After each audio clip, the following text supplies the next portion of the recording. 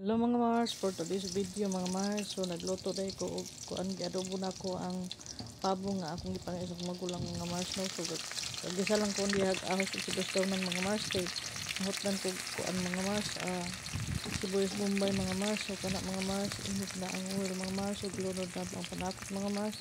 Pwede ra pud kana mga Mars kung wala nang gilain mga Mars, so tipid-tipid pud ta karon mga Mars no.